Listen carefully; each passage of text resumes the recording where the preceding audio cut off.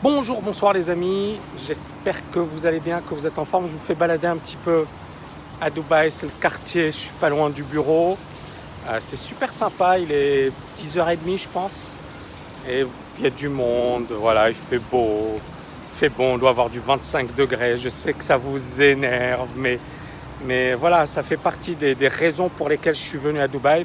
Je me suis installé dans cette ville parce que le froid, c'est bien, c'est bien un temps, mais je pense qu'après, on veut du soleil.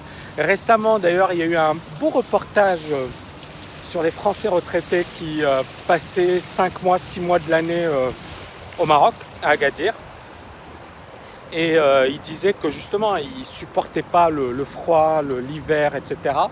Et moi, encore une fois, je le dis, alors je sais qu'il y a des personnes qui adorent le froid, mais moi, ça a toujours été mon truc. C'est-à-dire, je me suis toujours dit, dès que je peux, j'irai dans un pays chaud. Et Dubaï, non seulement il fait chaud, mais en plus, c'est super pour pas mal de dimensions, notamment sur le plan business, etc. Vous voyez, c'est super sympa. Alors, dans cette vidéo, je voulais vous parler sérieusement des cryptos, hein, parce que alors le dimanche, je vais donner une masterclass sur les cryptos. Alors oui, bien évidemment, il y a 2-3 personnes qui s'étonnent que je fasse ça et qui disent oui, Tammy, il a tapé sur les cryptos, ce qui est un mensonge.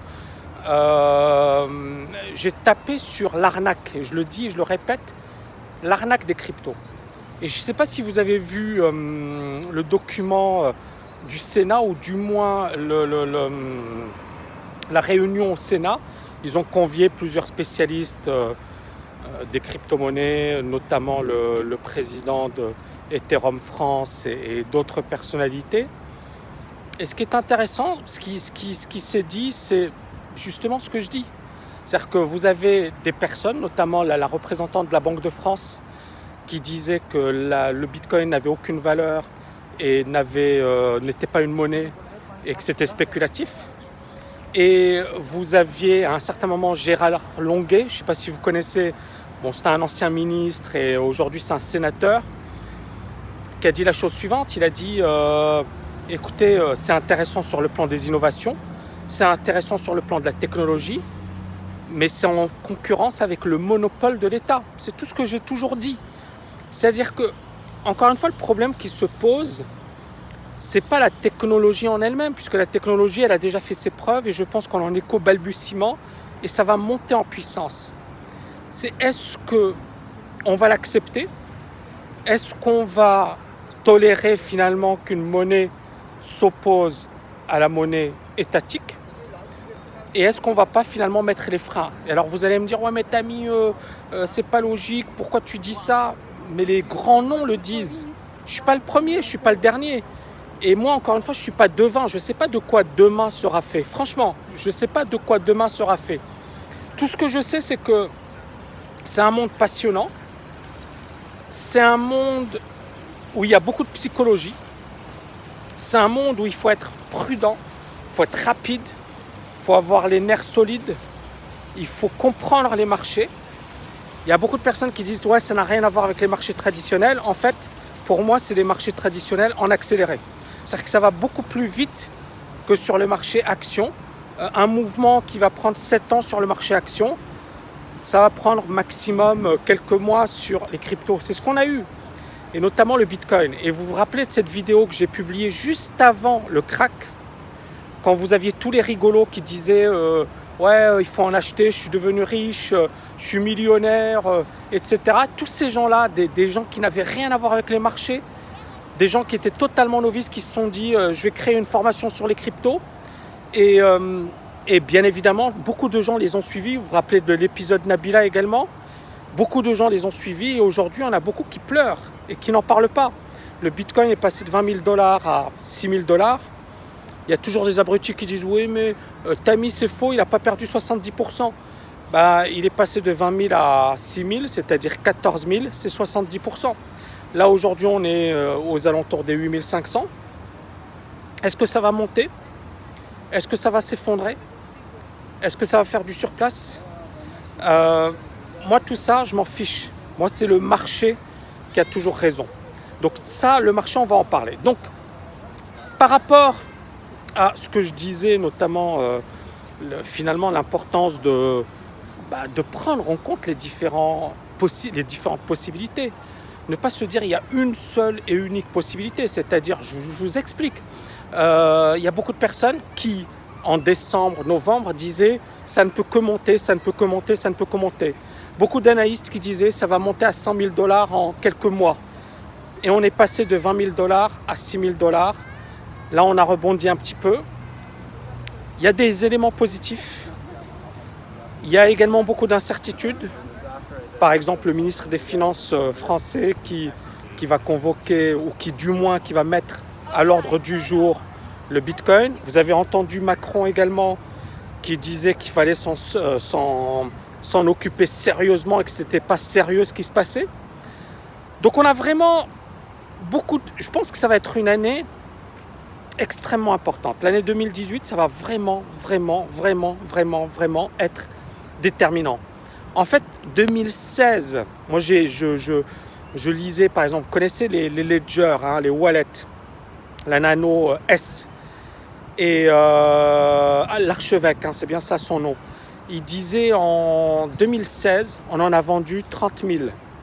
En 2017, on en a vendu 1 million. Ça vous montre un peu ce qui s'est passé en 2017. Ce qui s'est passé en 2017, c'est tout simplement dingue. C'est tout simplement incroyable. Et pour moi, l'enjeu, il est très simple. C'est-à-dire que moi, je ne vais pas analyser les choses comme un fan ou comme quelqu'un de sectaire ou comme quelqu'un de myope. Je vais vraiment, et ça va être mon but, notamment dans cette masterclass, c'est de vous donner un point de vue neutre, un point de vue argumenté, un point de vue qui va prendre en compte les avantages, les inconvénients, et un point de vue qui finalement va permettre d'investir ou de ne pas investir, mais au moins d'avoir tous les outils en main pour passer à l'action et pour justement essayer de faire quelque chose de sympathique. Et encore une fois, c'est vrai que c'est un monde opaque, c'est un monde qui bouge vite, c'est un monde qui pour beaucoup de personnes est un monde encore inconnu, mais c'est un monde passionnant. C'est un monde passionnant.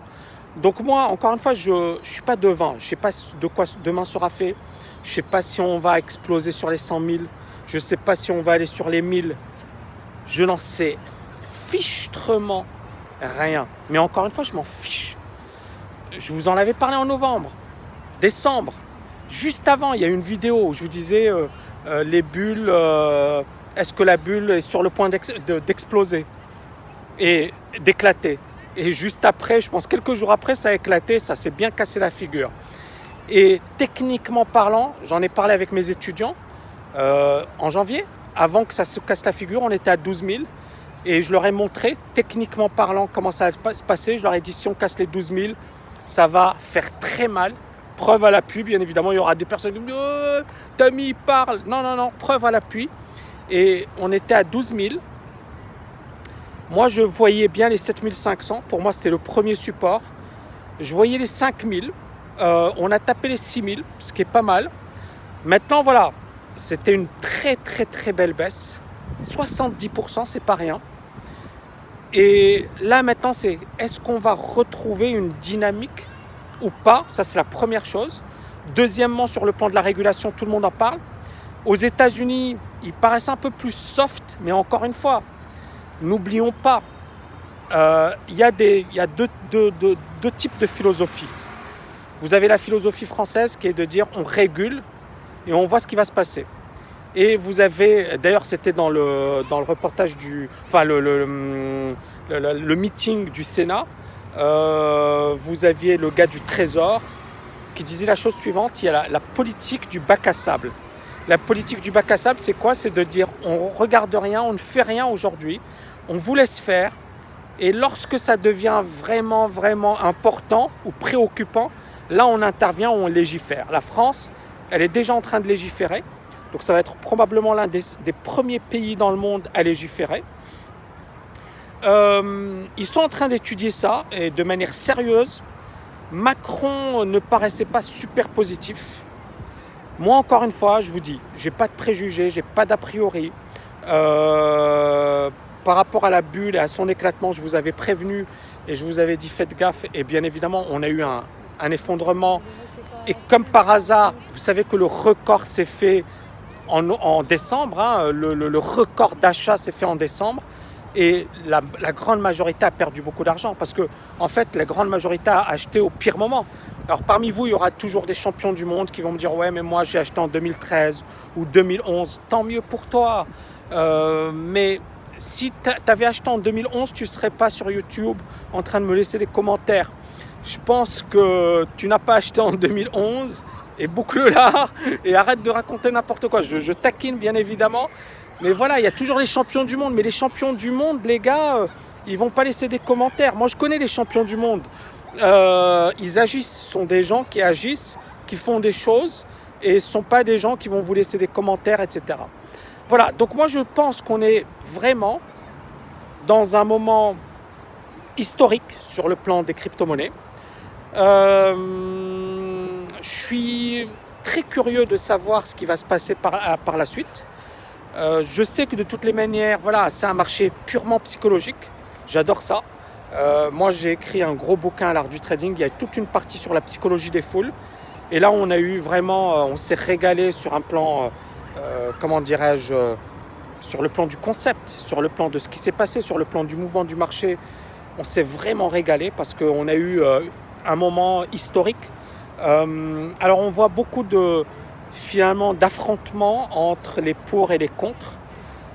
Récemment, j'ai lu un papier d'un gars qui disait oui, la personne de la Banque de France ne comprend rien parce que la personne de la Banque de France disait qu'il y avait un risque social, et notamment sur le plan de l'énergie, parce que bon, les cryptos, on parle de l'équivalent de la consommation du Danemark en énergie.